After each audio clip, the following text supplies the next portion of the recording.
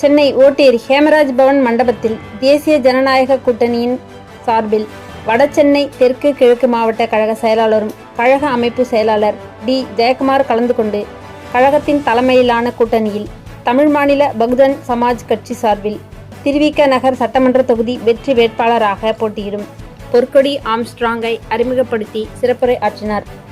இந்த நிகழ்வில் வட்டத்திற்கு உட்பட்ட மாவட்ட பிரதிநிதி, வட்டக்கழக நிர்வாகிகள், மகளிரணி நிர்வாகிகள், அணிகளின் அமைப்பாளர்கள், துணை அமைப்பாளர்கள், பாக முகவர்கள் மற்றும் இளைஞரணி தோழமை கட்சிகளின் நிர்வாகிகள் உள்ளிட்டோர் பெருமளவில் கலந்து கொண்டு தேர்தல் பணிகளை தீவிரப்படுத்தும் உறுதிமொழி எடுத்துக்கொண்டனர்.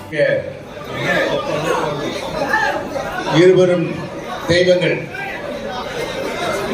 இதயம் புரட்சி தலைவர், இதயம் புரட்சி தலைவி, சட்டமன்ற இருப்ப கொஞ்ச நேரம் அம்மா அவர்களின் நல்லாசியுடன் நம்முடைய கழக பொதுச் செயலாளர்களுடைய குறிப்பின்படி நம்முடைய தமிழ் மாநிலத்துடைய பகுஜன் சமாஜ் கட்சியினுடைய தலைவர், நம்முடைய திருவிக நகர் சட்டமன்ற தொகுதியினுடைய வெற்றி வேட்பாளர் 23ஆம் தேதி அன்று நடைபெற உள்ள சட்டமன்ற தேர்தலில் இரட்டை இலை சின்னத்திலே வாக்குகளை நாம் அளிப்பதன் மூலம் சட்டமன்றத்திற்கு சென்று தன்னுடைய கணவர் மரணத்திற்கு உண்மையான குற்றவாளிகளை இந்த கூட்டணியில் நிறுத்த வேண்டும் என்று சொல்லி அடையாளம் காட்டுவதற்காக புயலென புறப்பட்டு வந்திருக்கின்ற நம்முடைய வெற்றி வேட்பாளர் திருமதி பொற்கொடி அவர்களே, பொற்கொடி ஆம்ஸ்ட்ராங் அவர்களே,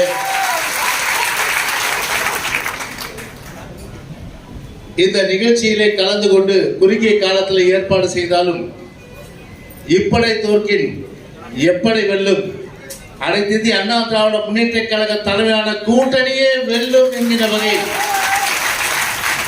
ஒரு சரித்திரத்தை படைக்கின்ற வகையில் வங்கக்கடல் இங்க வந்துடுச்சோ அப்படின்ற அளவிற்கு 24 hours நேற்று சொன்னாங்க. இன்னைக்கு கூட்டம், இன்னைக்கு அறிமுக கூட்டம். இந்த அறிமுக கூட பார்த்தா வெளியிலேயே பார்த்தா கிட்டத்தட்ட ஒரு 2000 பேர் இருக்காங்க. இந்த பட போதுமா? இந்த பட போதுமா?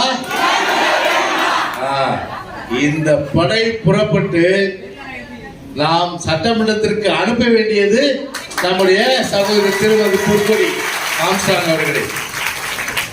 அவர்களை பொறுத்தவரை ஒரு சட்டமன்ற உறுப்பினராக வேண்டும் என்ற எண்ணம் கிடையாது.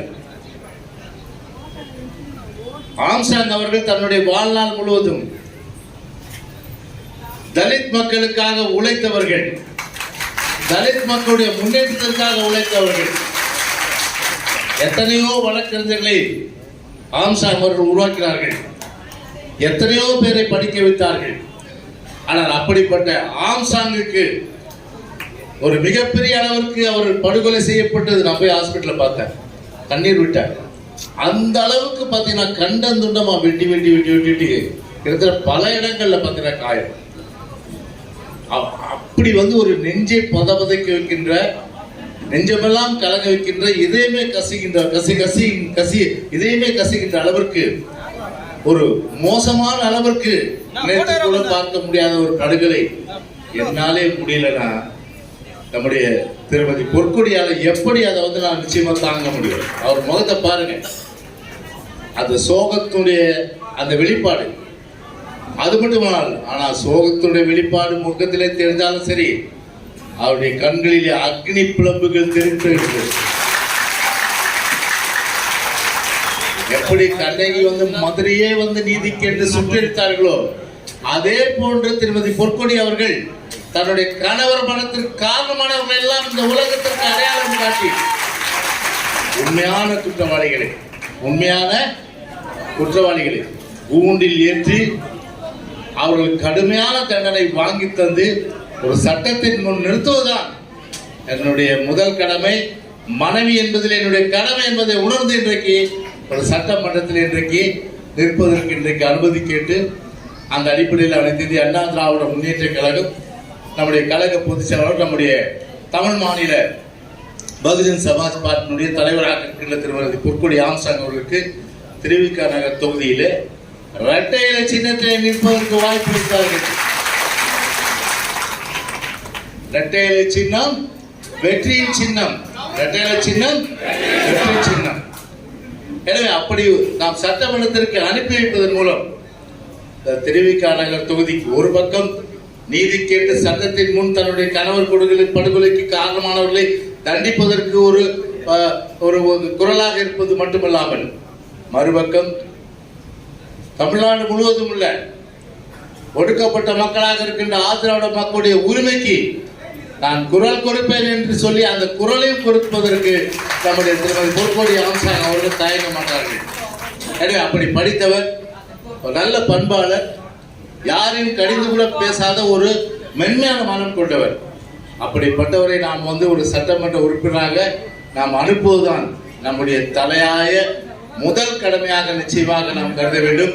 அந்த அளவுக்கு நம்முடைய உழைப்பை பொறுத்தவரை நாம் ஒன்று செலுத்தி நாம் நினைத்தால் நிச்சயமாக இந்த தொகுதியில் திமுகவை ஓட ஓட ஓட ஓட விரட்டுகின்ற நிலை நிச்சயமாக ஏற்படுத்த முடியும். அந்த அளவுக்கு வீறுபட்டு இன்னைக்கு தமிழ்நாட்டு மக்கள் எந்த அளவுக்கு இன்னைக்கு ஒரு சொல்ல முடியாத அளவுக்கு துயரத்திருக்கிறாங்க. சட்ட ஒழுங்கு சந்தி சிரிக்கின்ற அளவுக்கு இன்னைக்கு ஆம்சாங் ஒரு கட்சியுடைய தலைவருக்கே இன்னைக்கு தமிழ்நாட்டில் பாதுகாப்பு இல்லை என்று சொன்னால் யாருக்கு பாதுகாப்பு இருக்கும்? பெண்களுக்கு பாதுகாப்பு இல்லை, பாலியல் வன்கொடுமைகள், அது மட்டுமில்லாமல் போதை கலாச்சாரங்கள், பள்ளிக்கூட குழந்தைகள் முதல் பள்ளிக்கூட மாணவர்கள் வரை பெரியவர்கள் வரை போதைக்கு அடிமையாகி ஒரு சமூகமே நாசமாவதற்கு திமுக அரசு, திமுக கண்டுகொள்ளாத ஒரு சூழ்நிலை, திமுக ஒரு நிர்வாக திறமை இல்லாத சூழ்நிலை காரணமாக ஏற்கனவே உத்வேகத்தோட தானி கூட இருக்கிறீங்க. கண்டிப்பா திமுகவை வீழ்த்தி ஆகணும்.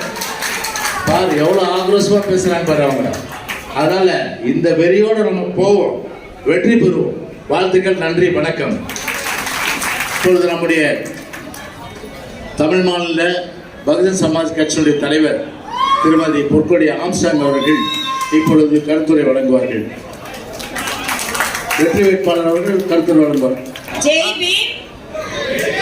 இந்த மாபெரும் கூட்டம் வெற்றியின் கூட்டமாகும். உங்களுடைய ஒத்துழைப்போடு நான் வின் பண்ணிடுவேன் நினைக்கிறேன். வின் பண்ணணும். நான் வின் பண்ணா நான் மட்டும் எம்எல்ஏ கிடையாது, இங்க இருக்கிற ஒவ்வொருத்தரும் எம்எல்ஏ. என்டிஏ கூட்டணி அமோகமாக வெற்றி பெறும். என் கணவருக்கு நீதி வேண்டும். ஜெய் பீம். வருகை தந்த நான் நைட்டு தான் ஃபோன் பண்ணேன். தோழமை கட்சி நிர்வாகிகள் எல்லாம் தொலைபேசியில் தொடர்பு கொண்டு எல்லாரும் வந்தாங்க. பார்த்தா பரவலா வந்திருக்கீங்க. அவர்களுக்கு எங்களுடைய வாழ்த்துக்களை மகிழ்ச்சி தெரியும் அளவிற்கு மேடையில் இருப்பவர்கள் தள்ளி இருக்க மாட்டாங்களை பணிவுடன் கேட்டுக்கொள்கிறோம். இரட்டை இலை சின்னத்தில் வாக்களித்து நம்மளுடைய சமத்துவ தலைவர் அவர்களுடைய மரணத்திற்கு நீதி கேட்டு அந்நியார் அவர்கள் தொடர் சட்ட போராட்டத்தினுடைய விளைவாக ஐநா சபையிலே அண்ணனுடைய மரணத்திற்கு நீதி கேட்டு முழக்கங்கள் ஏற்பட்டது. அதுபோல் அந்நியார் அவர்கள் சட்டமன்றத்திலே அண்ணனுக்கு நீதி கேட்டு அந்நியாருடைய குரல் சட்டமன்றத்தில் ஒலிப்பதற்கு மக்கள் தேச கட்சி களப்பணி ஆற்றும் என்று கூறிக்கொண்டு விடைபெறுகின்றேன். ஜெய் பீம்.